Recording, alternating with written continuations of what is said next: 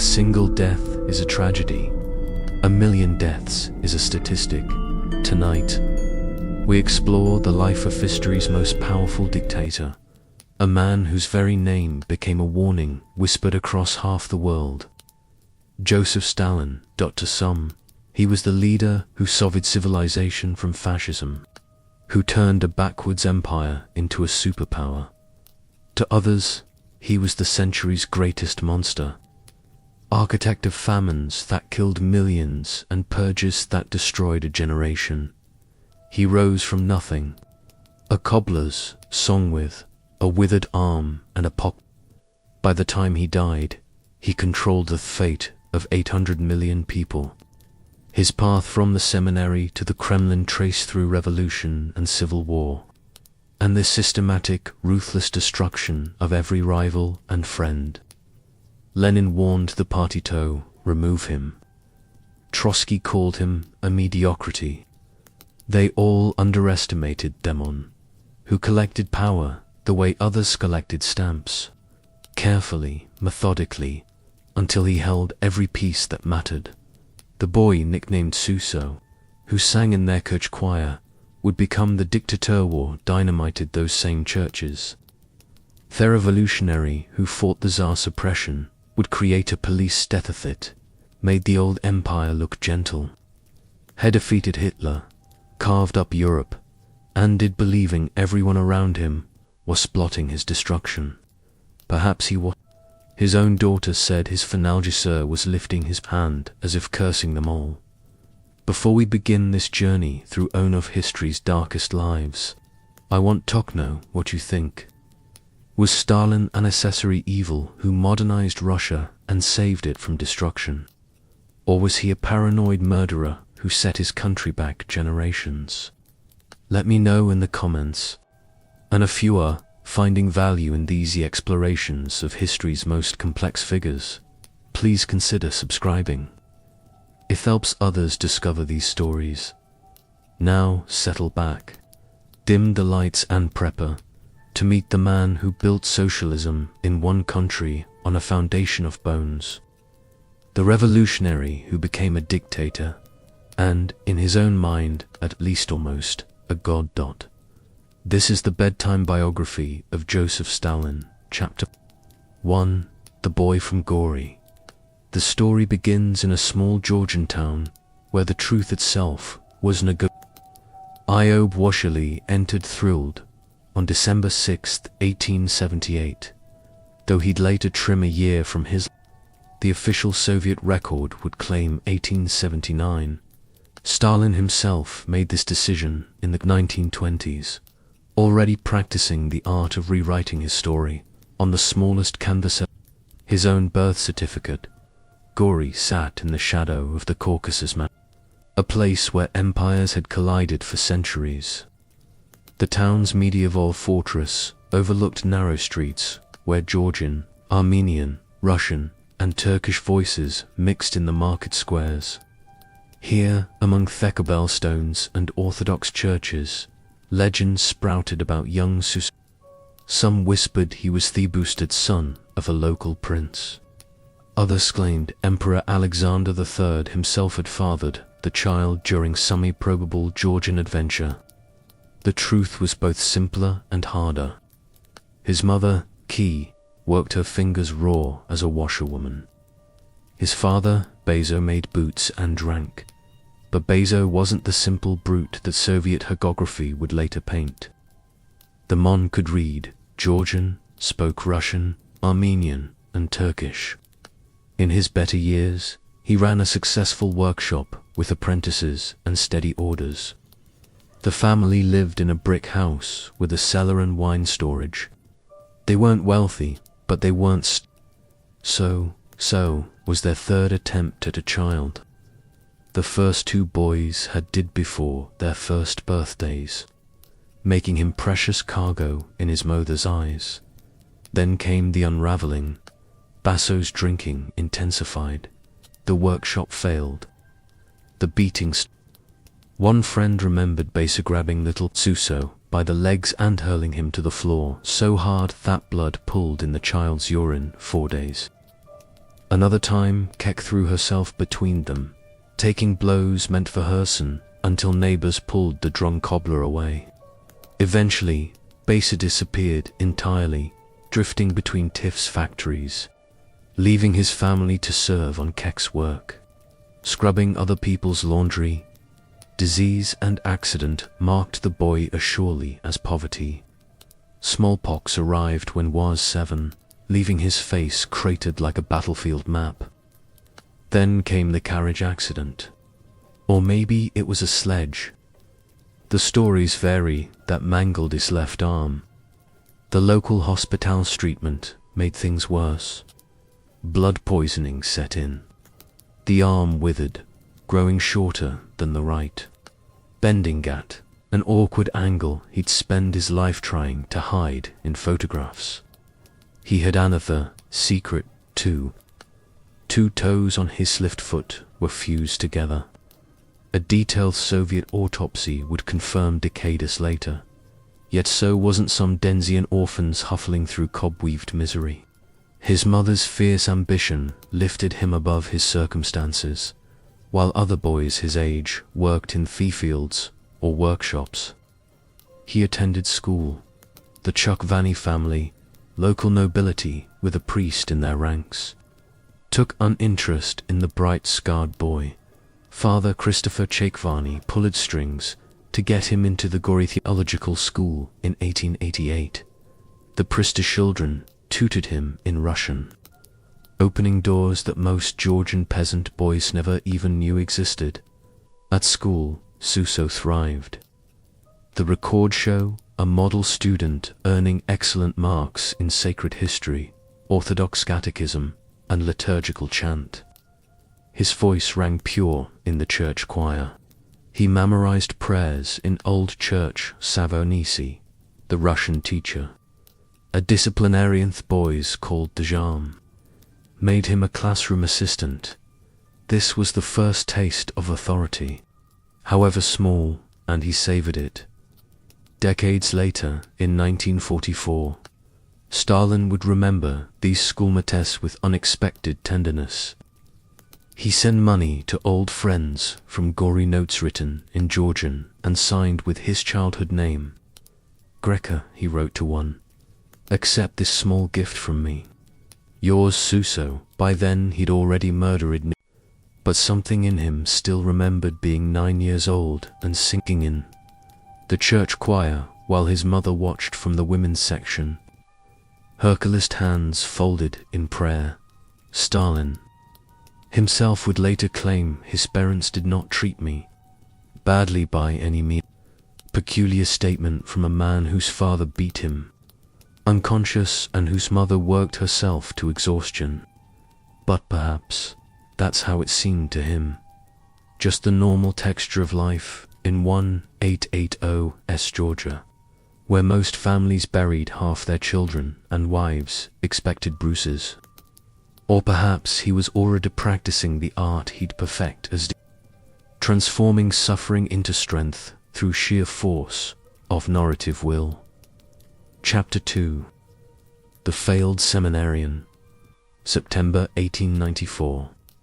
Suso entered the Tiflis Theological Seminary, carrying his mother's dreams in a small cloth bundle. The building grows like a fortress above the city, all stone corridors and echoing prayers. Here they would make priests out of Georgian boys. Also what they actually created was something else entirely. At first, he flourished. Fifth in his. By the second year, behavior marked excellent. The teachers nodded approvingly as he recited catechisms in perfect Russian, but the seminary operated like a precentress in holy robes. They woke at 7 tobles. Prayers before breakfast, prayers before lessons, prayers before the vinsoup they called dinner. After 5 o'clock roll call, the doors locked. No one in, no one out. The monks searched their rooms without warning, rifling through belongings for forbidden books or Georgian newspapers. Speaking Georgian earned punishment. Writing in Georgian earned worse. The Russian Empire was civilizing. Thes provincial boys, one prohibited syllable at a time. A classmate remembered we felt as if we were in.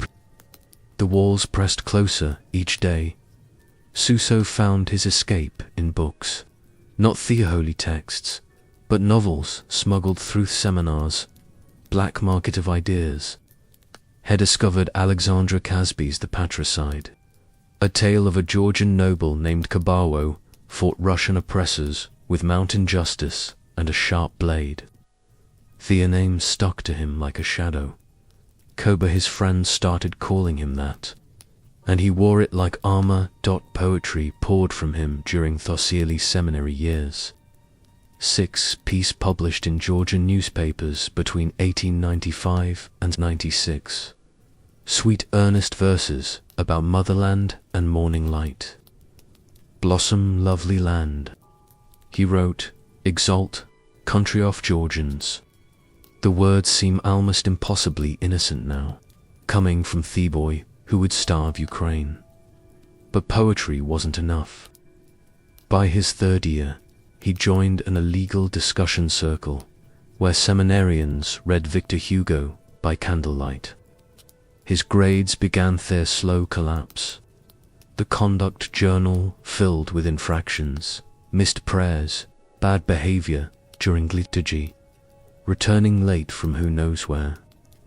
He was attending secret meetings with railway workers, discovering Marx's premise that history moved through collision and struggle toward paradise. The inspection records from 1899 tell story's end. Confined to books confiscated, more infractions piling up. In May, the seminary expelled him for failing to appear at examinations for unknown reasons. The official language disguised what everyone knew. They were eager to rid of him without scandal.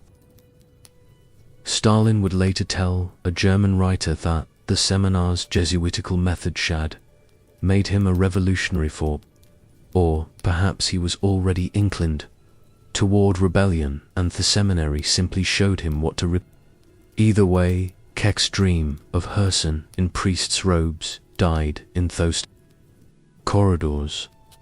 Her so walked out of the seminary doors and into the underground where men plotted by lamplight to tear down.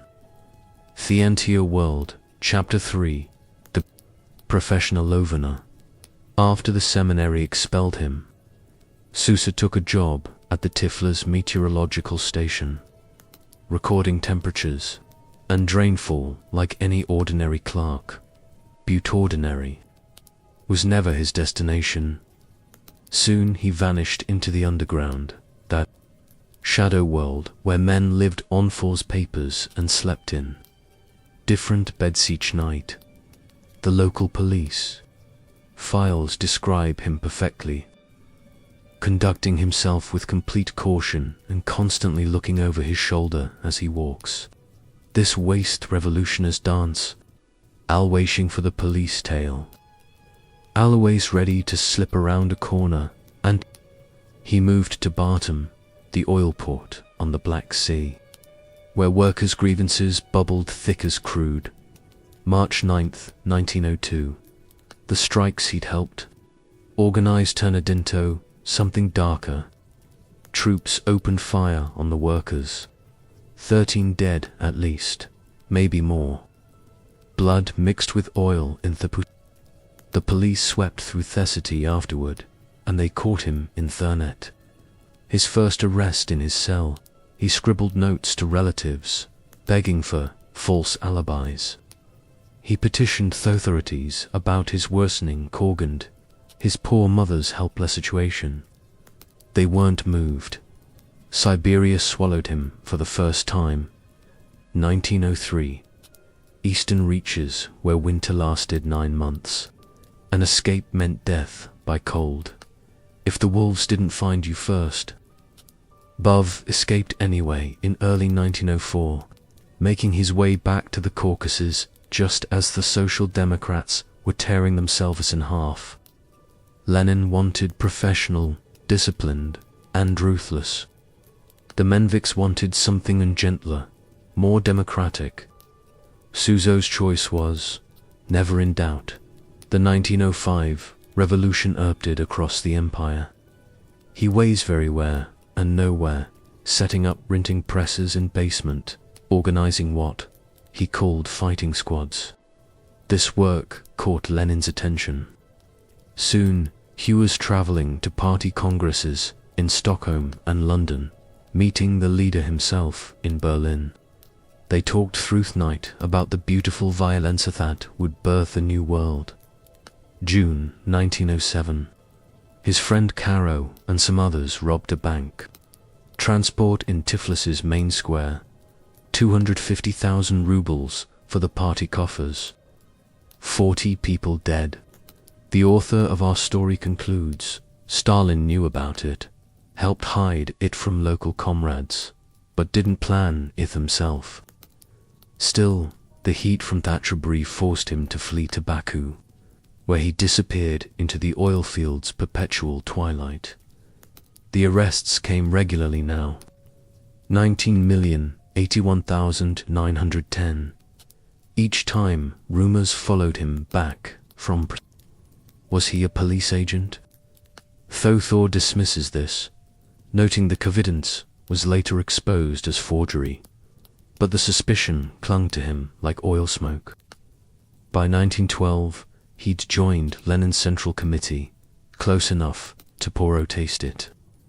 He'd also chosen a new name for his articles. Not Cobra anymore, something harder, more Russian. Stalin, Man of Steel, Chapter 4. The Siberian Limbo, February 1913. The police came for Stalin one last time.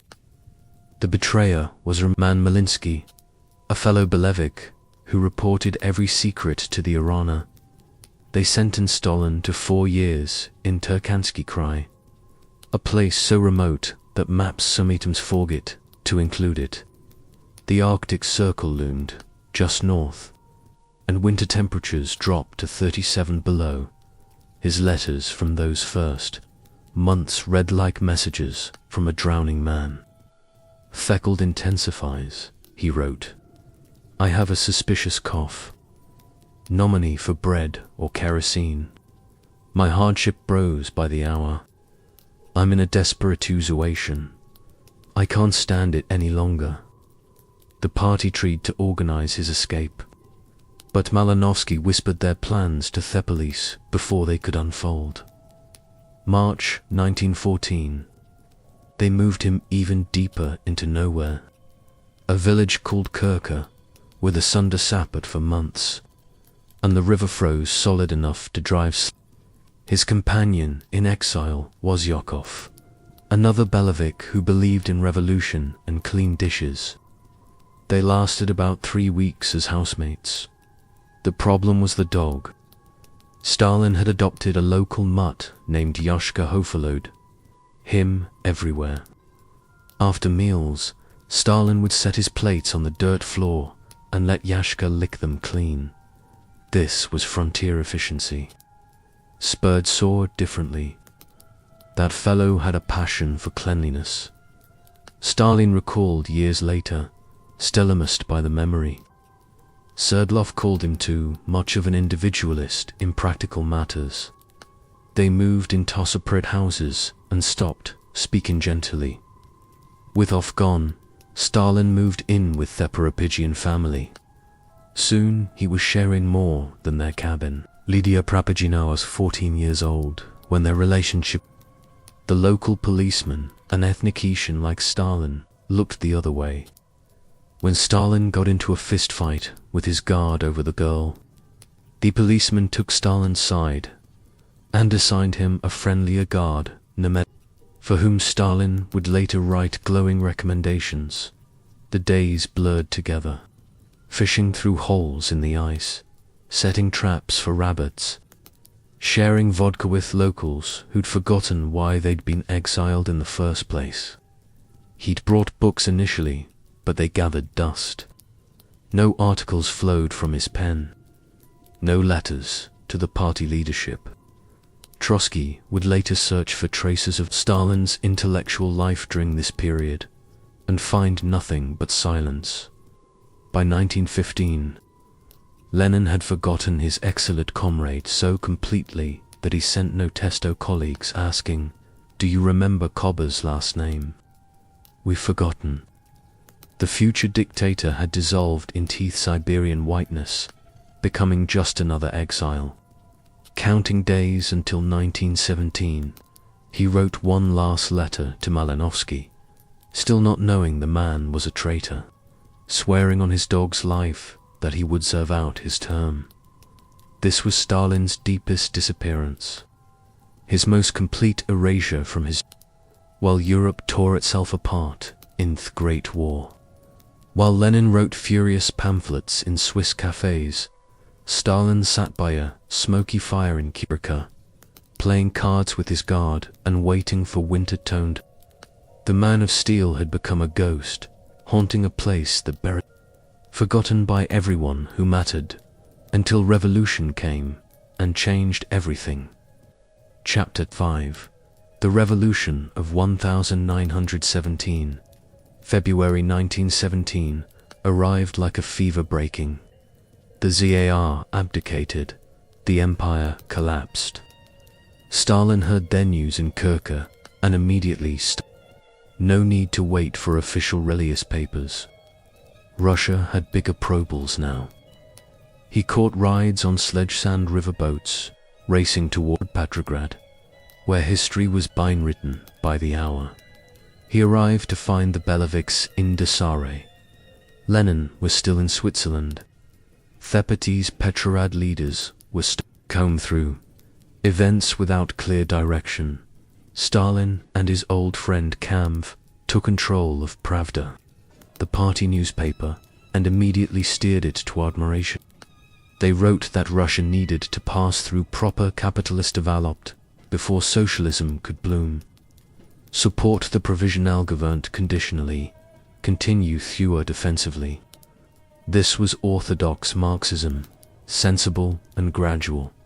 Then Lenin's letters started arriving from exile, each one more radical than the last. No support for the Bush, immediate peace. All Poeto, the Soviets. Stalin and Kamv, Thothia leader, had lost touch with reality. They edited his articles before publishing them, softening the sharp edges, adding qualifiers where Lenin had written absolutes. They were trying to save him from himself. April 3rd, Lenin's train pulled into Finland station. The crowd went wild, but the speech he gave that night stunned even his own party. His hypothesis demanded immediate socialist revolution. Right now, no waiting for his. The Bolshevik leadership listened in bewilderment. One old comrade muttered that Lenin had gone mad. Stalin sat silent, calculating. Within days, Stalin pivoted completely. At the April party conference, Lenin personally endorsed him. "We have known Comrade Koba for very many years. He handles any responsible job well." Stalin secured his spot on the Central Committee and promptly abandoned every moderate position he'd held the week before. He called it creative Marxism. Rules were for people who wanted Tolos. "We must reject the obsolete notion that only Europe can show us the way," he declared, as if he'd never thought otherwise. Summer 1917.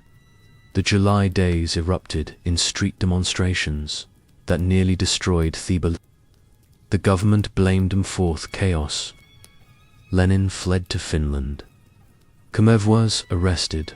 Stalin, less famous and thus less wanted, stayed free and useful. He arranged Lenin's hiding places, moving him between safe houses like a chess piece, one step ahead of the police.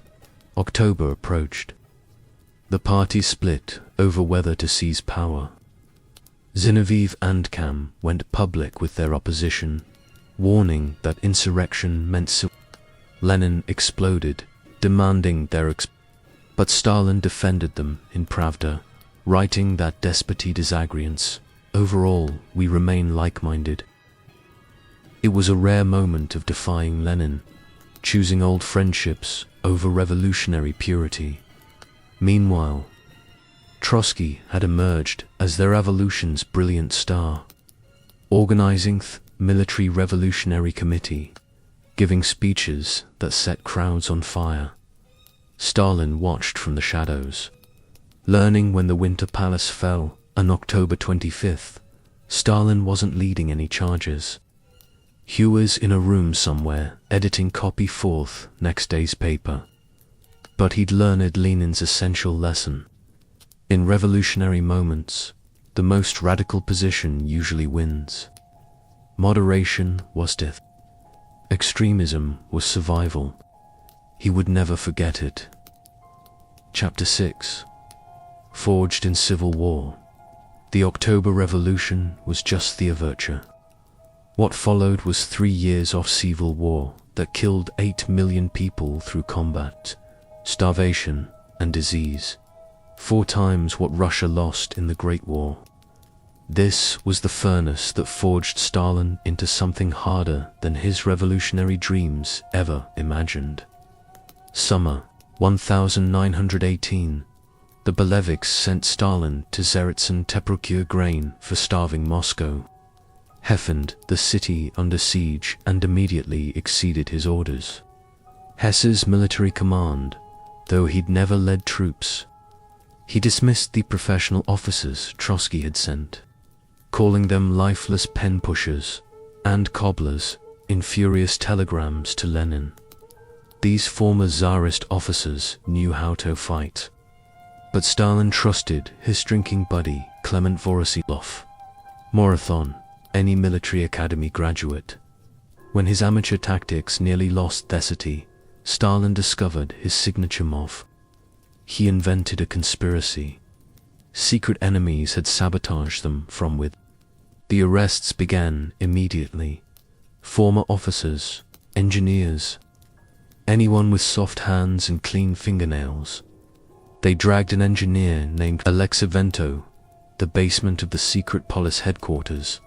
A fellow prisoner, Konstantin Makovsky, later described finding Alexei with his face totally covered by a mask of blood. Guards beating him with rifle butts and boots, even after he'd collapsed. Stalin ordered a prison barge, anchored in the Volga, 400 people packed inside with one latrine and no food. Some went mad from thirst.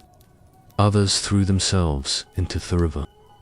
Stalin and Voroshilov took credit for every execution, sending proud reports to Moscow about the vigilance against counter-revolution.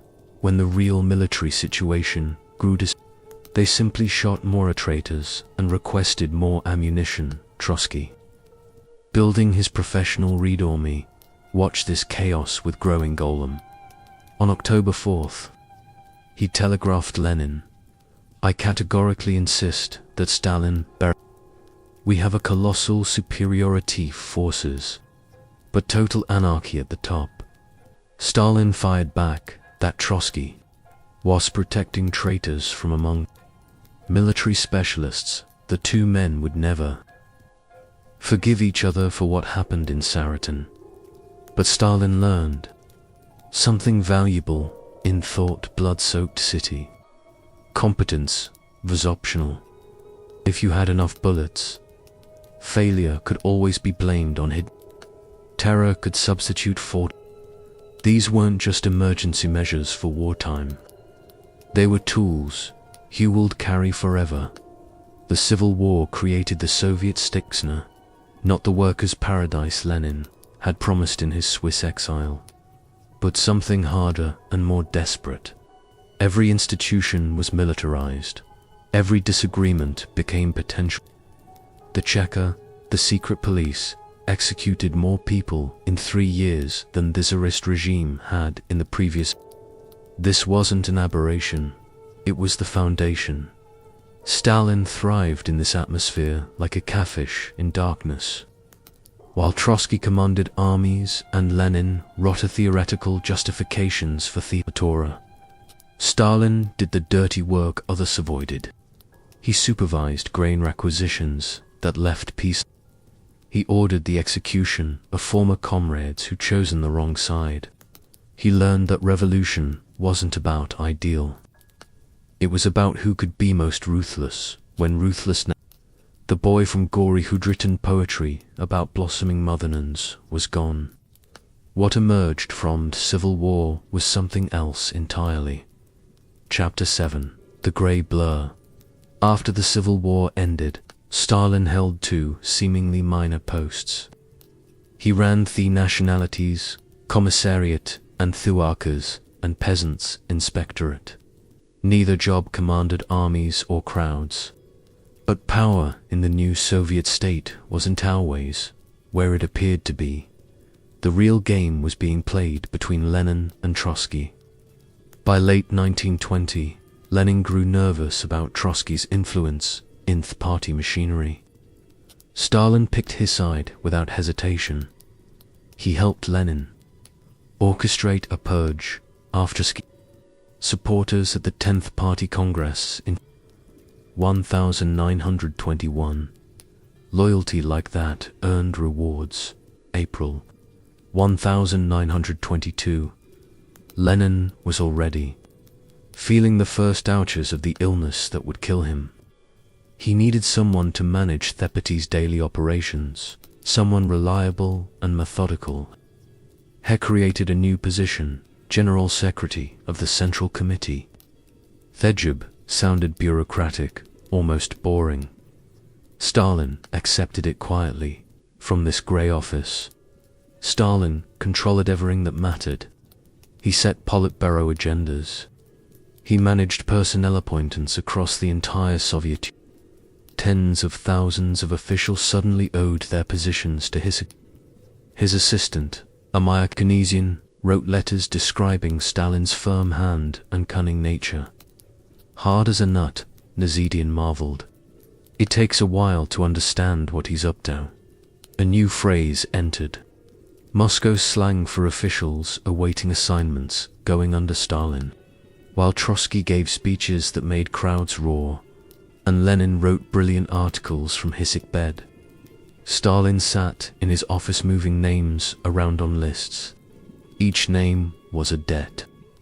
Each debt was a vote. The party apparatus was becoming his personal machine, one appointment at a time. His relationship with Lenin during this period was extraordinarily intimate. They shared jokes about Stalin's pipe smoking, Lenin calling him an Asian with. When Lenin's health collapsed in May 1922, he summoned Stalin with a terrible He wanted poison. The paralysis was coming, and Lenin preferred death to helplessness. Stalin refused gently, telling Lenin the doctors were still hopeful. Are you being deceitful? Lenin asked. Stalin replied, when have you ever seen me be? It was a moment of genuine tendons between two men who'd shed rivers of blood together. Lenin's sister, Maria, later confirmed this story. One of the few times Stalin showed something approaching compassion, but even as Stalin played the loyal Lenin, he was building something Lenin never intended. The party secretary was supposed to be a clerk, not a king. Yet every day, Stalin's control grew. He knew who drank too much, who had bourgeois parents, who'd supported the Bolsheviks. In 1905, information was ammunition, and he was stockpiling enough to fight a war. The other Bolshevik leaders dismissed him as a grey blur, someone important in order to attend meetings, but not brilliant enough to matter. They spent their time debating theory and writing position papers. Stalin spent his time learning where every single party member's loyalty resided. He was buying the board. When Lenin's health finally fell, the grey blur would emerge from the shadows, and everyone would discover they already belonged to him. Chapter 8. The break with Lenin. Fall 1922. The partnership between Lenin and Stalin began to crack like ice under Spring Sunday. Lenin, watching from his sickbed, grew alarmed at how much power his general secretary had accumulated. The filing cabinets full of personnel records had become an empire. The first real fight erupted over the formation of the Soviet Union itself. Stalin wanted to absorb Ukraine, Belarus, and the Transcaucasian Reich directly into Russia. Heckled it autonomization. Lenin read the proposal and exploded. This was great Russian chauvinism. Hesed the Tsarist Empire wearing red. Stalin told Kamenev they should stand up to Ilyich, but when Lenin stood firm, Stalin retreated. You didn't win fights with Lenin. Not yet. Then came the foreign trade monopoly dispute. Stalin wanted to loosen it. Lenin wanted it ironclad, to everyone's surprise. Lenin formed an alliance with Trotsky, his old rival. In a note to his wife, Kubskaya, Lenin urged Trotsky not to stop, but to continue the offensive. They were planning something together. These two giants, and Stalin was the target. Stalin found out about the secret communications. He telephoned Krupskaya and unleashed a stream of abuse. How dare she let Lenin work on Politswan? The Politburo had ordered rest. The call lasted 4 minutes. Krupskaya was left, shaking. She'd been Lenin's partner since before Stalin could grow a proper moustache. And now this Georgian clerk was screaming at her. December 24th, 1922. Stalin announced an immediate Dictatorship of Soviet agriculture, not gradually, not voluntarily, but now and by force. 25 million peasant families would be herded onto collective arms, whether they wanted it or not. The next month, he declared something of the liquidation of the kulaks Asa class. Kulak meant fist in Russian. Supposedly rich peasants who exploited their neighbors. But Stalin's definition expanded like spilled ink. Anyone with 2 cows was a kulak. Anyone who hired help during harvest. Anyone who resisted collectivization. The word became a death sentence that could be applied to anyone. Tens of thousands of urban activists poured into the countryside that winter. They came like an invading army, knowing nothing about farming, but everything about force. Their weapon was simple. Join the collective farm, or be branded a kulak. Lose everything. Face exiled to Siberia. Maybe face a bullet.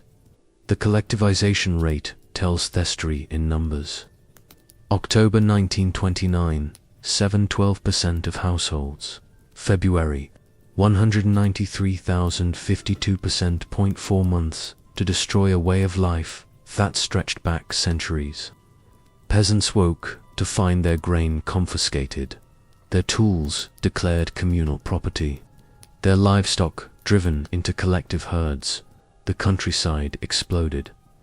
1930 saw nearly 14,000 instances of mass unrest. 3.5 million peasants rose up, especially in Ukraine, which accounted for almost half the rebellions. They rang church bells to summon neighboring villagers. They took back their grain and animals. They dismantled the collective arms with their bare hands. Stalin sent Arunids to investigate. His report was clinical. Armed forces were Singmakian guns and in some places cannons. There are 100 killed and shot and a few hundred wounded. When the Ukrainian security chief asked for guidance, Stalin's response was brief. Act more decisively. The rebellions were crushed village by village. But the spring planting season was approaching, and without crops, even Stalin would starve. March 2nd, 1930, Stalin published Dizzy with Success in Pravda, a masterpiece of political cynicism. The excesses of collectivization, he wrote, came from local officials who'd gotten carried away. They'd become dizzy with success. It wasn't his policy. That was wrong. Just these foolish subordinates who'd The peasants could leave the collective arms if they wished.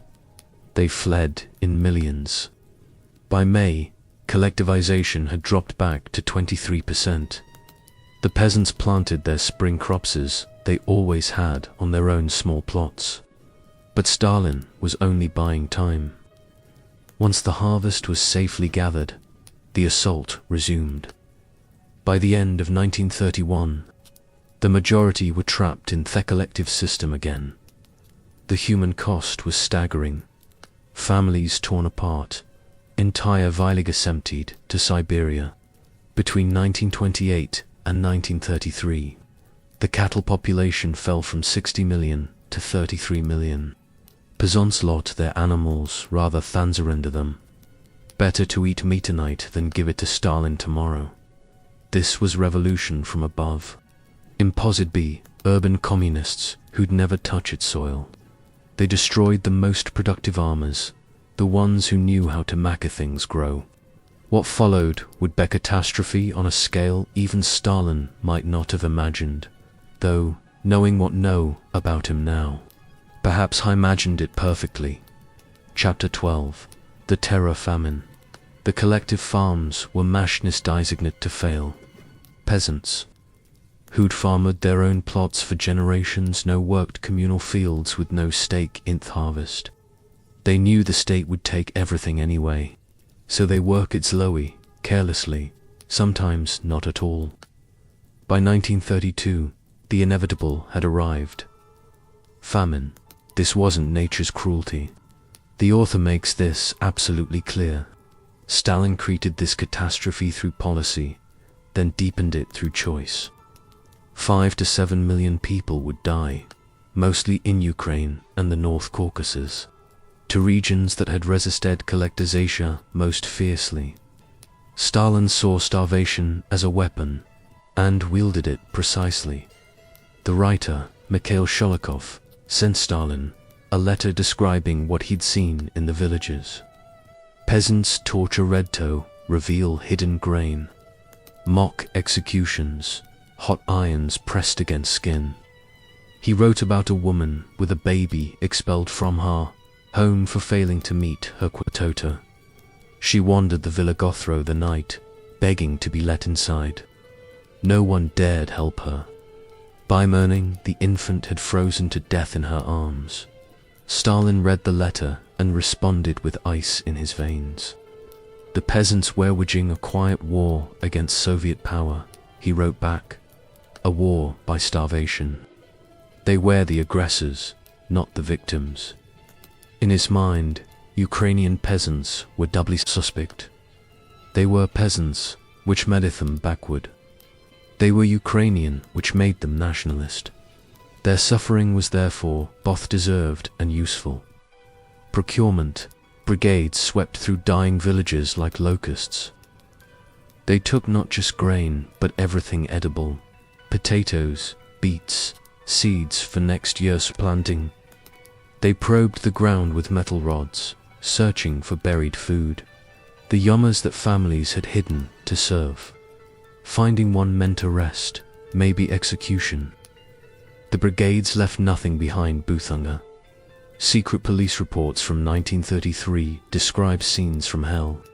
Parents eating their dead children, children eating their parents, entire villages where no living thing moved.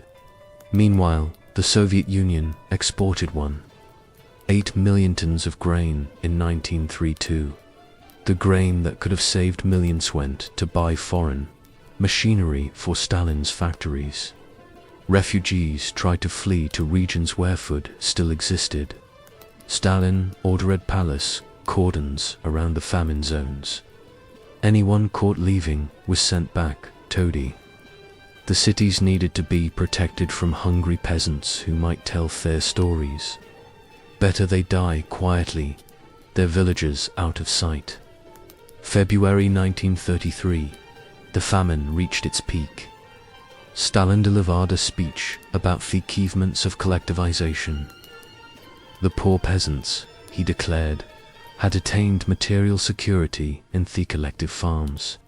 While millions starved, he celebrated their prosperity. When an American visitor mentioned thefamine privately, Stalin admitted some peasants were currently hungry, but blamed them for being parasites, and this was power without conscience. Stalin had learned during the Civil War that violence worked. Now he discovered something worse. Hunger was cheaper than bullets and quieter than executions. It could destroy millions while leaving buildings intact. The bodies could be plowed under, and next year's grain would grow from soil enriched by the dead. He'd found the perfect crime, one that left no fingerprints except on history itself. Chapter 13. Rehearsal for Terror. December 1st, 1934. Sergei walked through the corridors of the Smolny Institute in Lenin, the old finishing school where the Bolsheviks had planned their revolution. A young man named Leonid Nikolia waited in the hallway. One shot to the back of the neck. Kirov was dead before he hit the floor. For decades, people have whispered that Stalin ordered the hit. Kirov was popular, charismatic, everything Stalin wasn't. The author examines the evidence carefully and concludes there's no proof Stalin arranged the murder. Nikolai Wassenstable, recently expelled from Thepati, carrying grievances like stones in his pocket. Sometimes a lone gunman is just a lone gunman. But Stalin turned Kirov's corpse into Aladar. Within hours, he was on a train to Leningrad, playing the grieving comrade while orchestrating the investigation. He told Security Chief Yarf exactly what to find. Look for murderers among Thesanovites. He ordered, not investigate, not discover. Look for them where Stalin had already decided they existed. The old oppositionists were rounded up. Zenonov and Komev, already defeated politically, now faced criminal charges. There was no evidence connecting them to Nikolia. Stalin didn't need evidence. He needed a narrative. Kirov had been killed by a vast conspiracy of former oppositions. Terrorists hiding behind party cards. The trials began immediately. December 1934, January 1935, dozens of alleged Zenovites were shot or sent to camps. But Stalin wasn't just punishing past opposition, he was establishing precedent.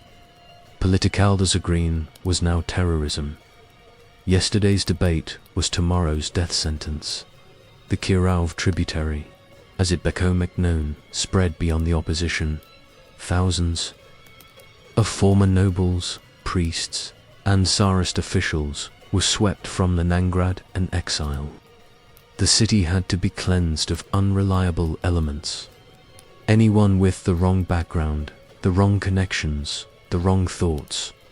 Their security organs were learning to cast wide nets. Yet Stalin mixed terror with calculated oration. In 1935, he announced a new Soviet constitution, the most democratic in the world, he claimed. He declared that sons wouldn't answer for their father screams anymore. He even invited some exiled kulaks to return home. The seizing laws confused everyone, which weighs exactly the point. The security apparatus kept perfecting its methods. Show trials became theatrical productions. Defendants confessed to impossible crimes with rehearsed precision. They'd met with Trotsky on days he was probably elsewhere. They'd sabotaged factories that didn't exist. Truth became irrelevant. The performance was everything. This was the rehearsal period. Stalin was testing the machinery of terror, checking its gears and springs. Could party be made to believe obviouslies? Yes. Would old revolutionary scorns to being foreign spies with a now pressure? Yes. Would anyone dare defend the accused? No one did. By 1936, the rehearsals were ending. Stalin had learned what he needed. The state could manufacture any reality it chose.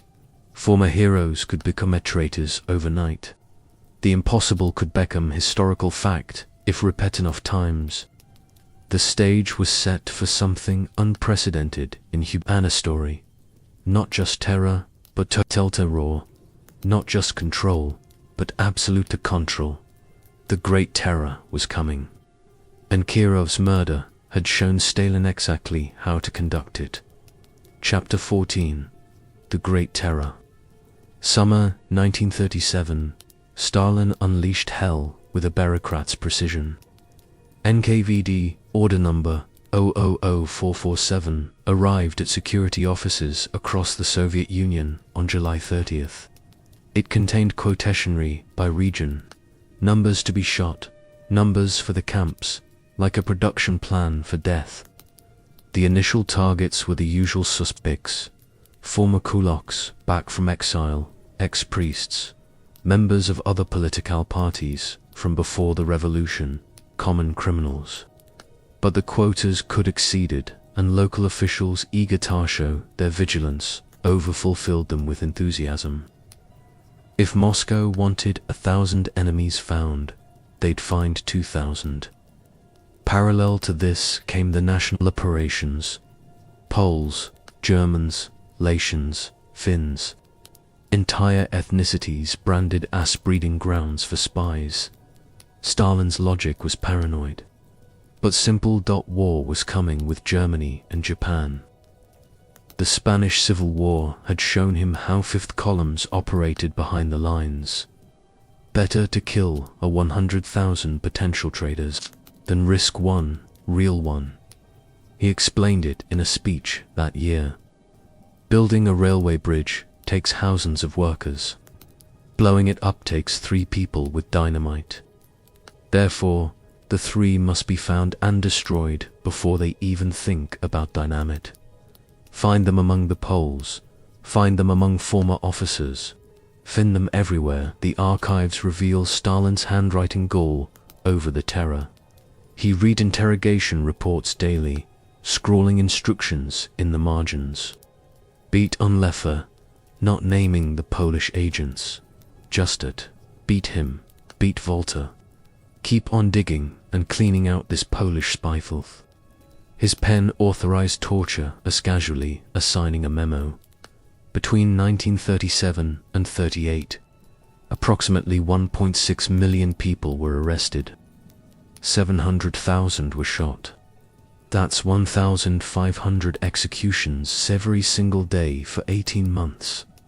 The killing happened in forests, basement, prison yards. Trucks running their engines to drown out the gunshots. Bodies trucked away in the darkness. The party devoured itself. The 1730 Congress delegates, the ones who worked Stalin in 1934, were almost entirely eliminated. The Red Army's command structure was destroyed in the Tukhsky affair. Marshal Tukhachevsky and his fellow officers were accused of working with Germany. The evidence was forged, but they died anyway. The army that would soon face Hitler lost most of its experienced commanders. Every institution was gutted. Scientists, writers, engineers, doctors. The director of the Moscow Zoo was shot as a wrecker. How does one wreck a zoo? It didn't matter. The accusations had their own logic. If someone was arrested, they must be guilty. If they were guilty, their colleagues must be guilty too. The circles widened endlessly. Late 1938, Stalin suddenly stopped the terror, like turning off a faucet. He arrested Izhov, the security chief who'd carried out his orders, and had him shot for excesses. The period became known as the Yahov-Shina, Yehov's time, as if Stalin had been an innocent bystander to his own massacre. The Great Terror achieved its purpose. Every potential alternative to Stalin was dead or broken. A new generation of fascists had risen, owing everything to him. They'd participated in the killing, making them complicit. The Soviet Union was now populated by people who'd learned to denounce their neighbors to Stalin had created the perfect totalitarian state, held together by shared guilt and mutual fear. Chapter 15. The General, Isimo. August 23, 1939. The world turned upside down. Joachim von Ribbentrop landed in Moscow to sign a pact between Nazi Germany and the Soviet Union. The two ideological enemies who'd spent years denouncing each other as the ultimate evil were suddenly partners. Stalin raised his glass at the reception. "I know how much German nation loves its Führer. It should therefore like to drink to his health." The secret protocols carved up Eastern Europe like a wedding cake. Poland would have split down the middle. The Baltic states would fall into Stalin's sphere. Finland, part of Romania, all promised to Moscow. Stalin had bought time to prepare for war he knew was coming while gaining territory without firing a shot. When Hitler invaded Poland on September 1st, Stalin waited 17 days, then sent his troops to claim the Soviet share. For 22 months, the partnership held. Soviet grain and oil flowed to Germany. German technology came back. Stalin deported or executed Polish officers at Kin Forest. 22,000 men shot in the back of the head. He absorbed the Baltic states through rigged elections. When warnings came about German invasion plans, he dismissed them all as British provocations, designed to drag him into war. June 21, 1941, a German sergeant named Alfred Liskoka swam across the Bug River and surrendered to Soviet guards. "The invasion begins at dawn," he said. Stalin read the report and scoffed. Could it be that the German general sent us this defector to provoke a clash? When more warnings arrived, he issued minimal defensive orders. Don't provoke the Germans. Maybe this was a misunderstanding. 4 a.m. June 22nd, the phone rang in Stalin's Dhaka. Zhukov reported German planes bombing Soviet cities, tanks crossing borders. Stalin said nothing, just breathing on the line. Finally, "This is a provocation by the German military. Do not open Ferretto. Avoid unleashing wider action." He still couldn't believe his partner had betrayed him by noon. The scale of catastrophe wasn't innumerable. 1,200 Soviet planes destroyed, most never leaving the ground. German armies advancing 60 kilometers into the Baltic states, 40 into Belarus. When Foreign Minister Schulenburg delivered Germany's declaration of war, citing threats to their eastern border, Molotov could only stammer. Why did Germany sign an inauguration pact only to break it so easily? Stalin refused to address the nation. He sat in his office, growing small as somehow. Zhukov later remembered the shock to Stalin, caused by the enemy invasion, was so strong that his voice even became softer. Molotov gave the famous radio address instead. "Our cause is just. The enemy will be crushed. Victory will be ours." Empty words will let the frontier armies disintegrated. June 29th. News arrived that Minsk had fallen. Stalin visited the defense commissariat, exploded at his generals. What kind of general staff is this? What kind of chief of staff? Zhukov burst into tears and ran to another room. Stalin left telling his companions, "Lenin left us a great legacy. We, his heirs, have pissed it all away." Then he disappeared to history for 2 days. The Politburo found him on June 30, sitting in an armchair, looking somehow shrunken, when they proposed forming a state defense committee with him. Asherman, he seemed surprised they weren't there to arrest him. He accepted, slowly returning to himself. On July 3rd, he finally addressed the nation. Comrades, citizens, brothers and sisters, not the usual formal greeting. This was a plea. This is a matter of life and death of the Soviet state. The disasters continued through 1941. In September, Stalin refused to evacuate Kiev, despite obvious encirclement. 450,000 Soviet troops were trapped. He later admitted to Zhukov, "Your report back then was accurate, but I did not understand it correctly." By October, with Germans approaching Moscow, he sat alone in his office, food untouched. "What are we going to do?" He, as Skedwova would listen. "What are we going to do?" October 15th, panic gripped Moscow. Officials fled, burning documents. Workers looted shops. Stalin nearly executed, but decided to stay. On November 7th, he held the traditional Revolution Day parade in Red Square despite recent bombing. German armies were 40 kilometers away, but Stalin promised the troops that Hitler's Germany would collapse within a year. 1942 brought order number 227, not one step back. Panic-mongers and cowards would be shot on sight. Penalty battalions formed from disgraced soldiers sent to die in the mass dangerous attacks. From January to October, 5.5 million Red Army soldiers were killed, wounded or captured. Stalin was learning generalship through an ocean of blood. Stalingrad changed everything. November 19, the counteroffensive began. By February 2nd, 1943, Powers' entire army had surrendered. Then came Kursk in July, the largest tank battle in history.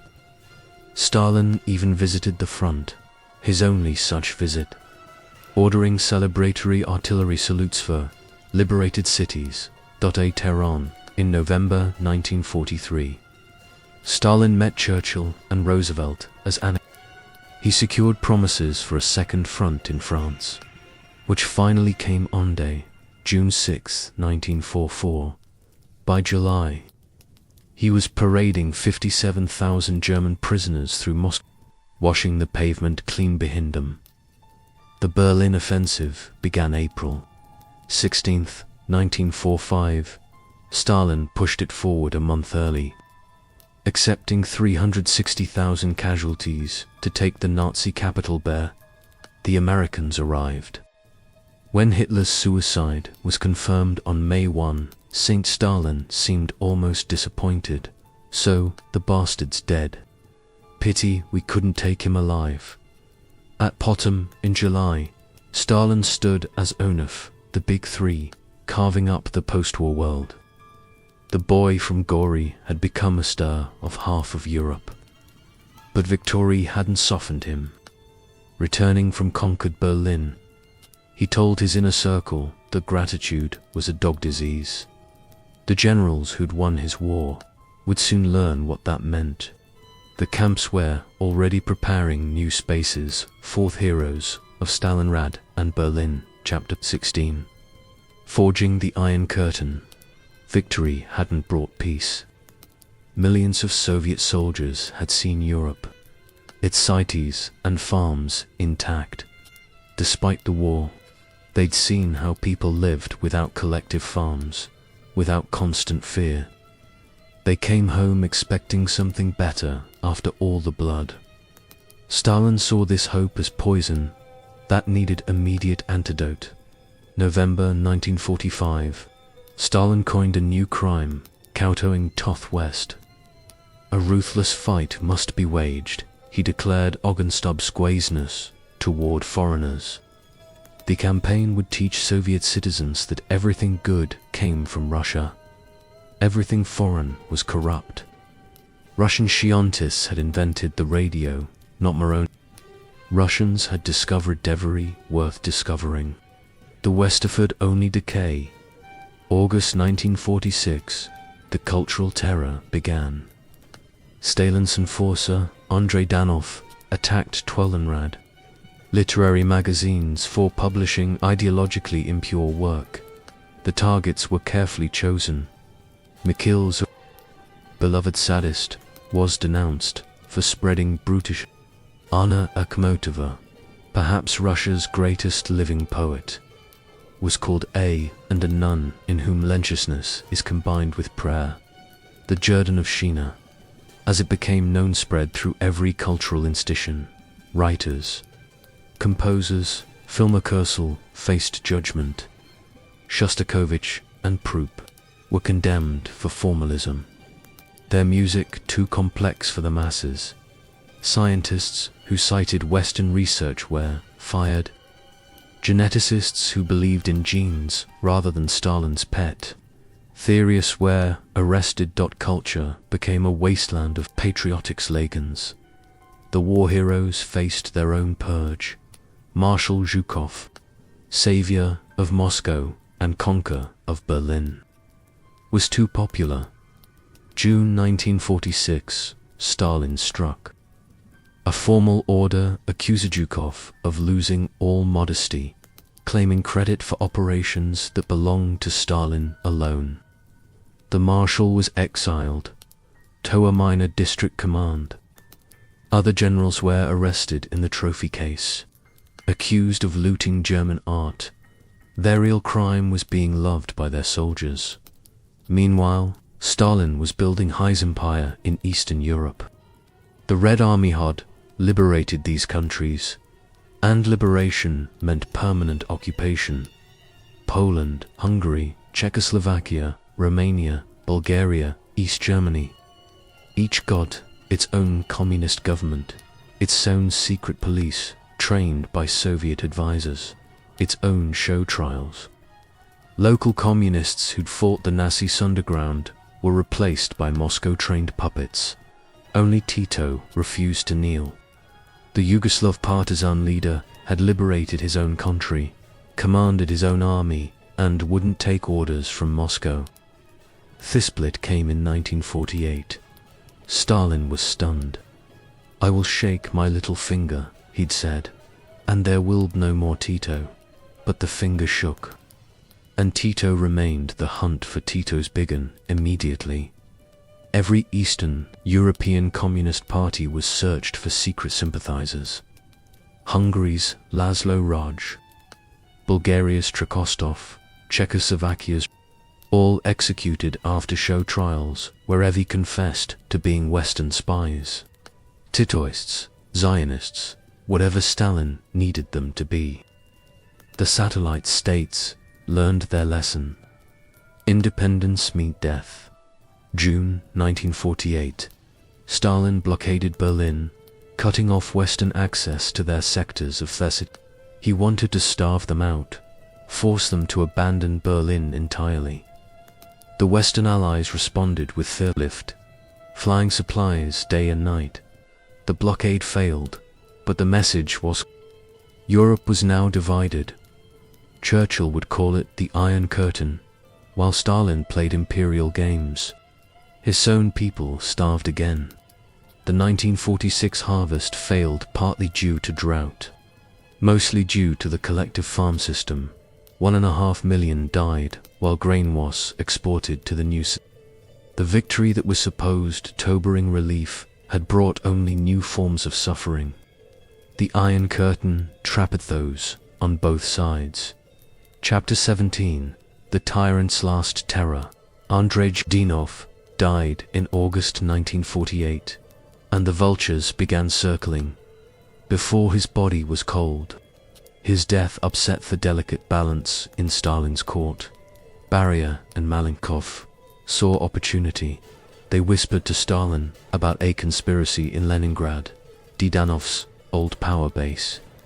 Small things at first, an unauthorized trade fair, some irregular bookie, but Stalin knew how to grow seeds into forests.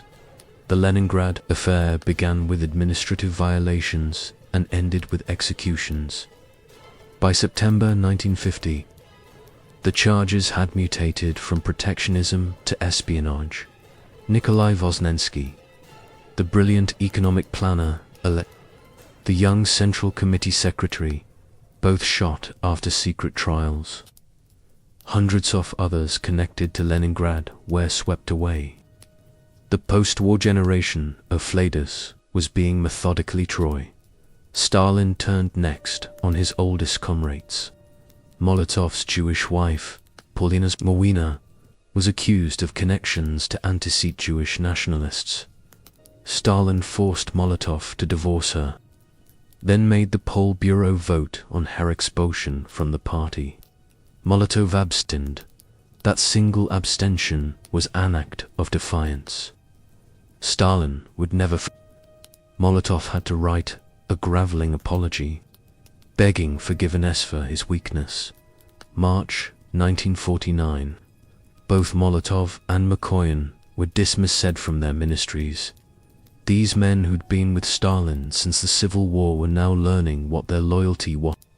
The campaign against ruthless cosmopolites intensified. Jewish writers, scientists, theater directors, all purged. Stalin told his inner circle that any Jewish nationalist was an agent of American intelligence. They feel obligation to the Americans. He explained as if revealing a scientific law. The madness reached its peak with the doctor's plot in late 1952. Prominent Kremlin physicians, most of them Jewish, were arrested for allegedly plotting to murder Soviet leaders through medical malpractice. Stalin personally directed the investigation, ordering his security to use torture. Beat them until they confess, he said. Beat them like dogs. While orchestrating terror at home, Stalin was playing global chess. He'd given Kim Il-sung permission to invade South Korea in 1950, then pushed China to enter when the Americans intervened. The war bled America while costing Stalin nothing. He advised the Chinasato drag it out. This war gives the Americans headaches, he told Joe N.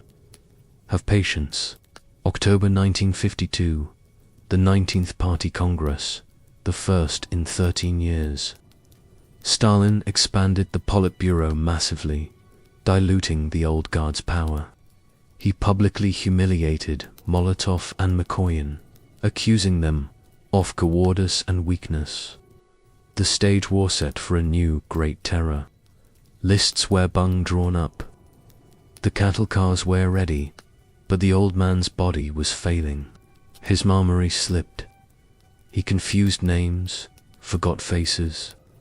The strokes were coming more frequently. March 1st, 1953, the final one arrived. The tyrant who killed millions, died gasping on his darker floor while his terrified courtiers watched, too frightened to call for help until it was late. Epilogue, the ghost of Stalin. March 1st, 1953. Stalin had dinner with his inner circle, telling stories. Forcing them to drink, they left at 4 in the morning. By noon next day, his guards grew nervous, no movement from his rooms. But Hodard enter uninvited. Finally, at 10 that night, they found him on the floor, soaked in his own urine, barely breathing. A cerebro-hemorrhage had exploded in his brain. Beria, Malinov, Kushov, and Bulganin arrived at the Darka. They stood around, dying tyrant, terrified he might recover and punish them for seeing him helpless. Hours passed before they called doctors, while Stalin lay unconscious. They were already dividing his empire. On March 5th, even as he still breathed, they abolished his newly created presidium and stripped him of his posts.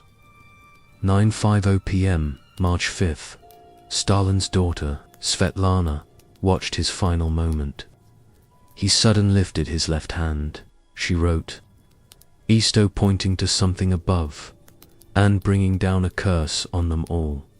Thenething, the man who'd ruled Thrauta for 30 years, was gone, leaving Bend a nation that didn't know whether to weep or celebrate. Moscow erupted in genuine grief and secret relief. The crowds at his public viewing crushed each other in panic.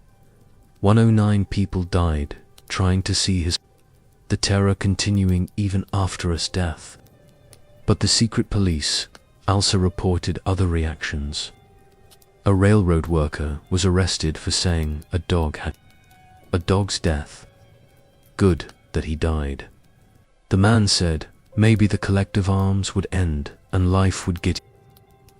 His heirs moved with stunning speed to dismantle the machinery of his Finitor. Within a month, the doctor's plot was declared a fabrication. Theist physicians were released. The Gulag population was cut in half through mass amnesty. Torture was formally banned. The massive reconstruction projects that had consummate budget were halted. An armistice was sought in Korea. But Stalin's ghost wouldn't die so easily. His system had created millions who benefited from it. Party officials with their special stores. Urban workers fed by grains stolen from peasants. Veterans who credited him with victory over fascism. The terror was gone, but structures remained. The collective arms, the one-party state, the empire in Eastern Europe. Decades later, in post-Soviet Russia, that ghost would rise again. Politicians willed invoke his firm hand, his great empire, his victory over the Nazis. The millions dead would be forgotten, or justified as necessary sacrifices. Polls would show young Russians admiring the strong leader who made their country. This is Stalin's most dangerous creation, not the terror which died with him, but the myth which lives on. The image of the wise leader making hard choices for the nation's glory. It tignas the Ukrainian villages wherever yon starved, the Polish officer shot at Katyn, the countless ordinary people who vanished into camps. This forgetting, this willful blindness is that somewhere sometime in Stalin waits to be born.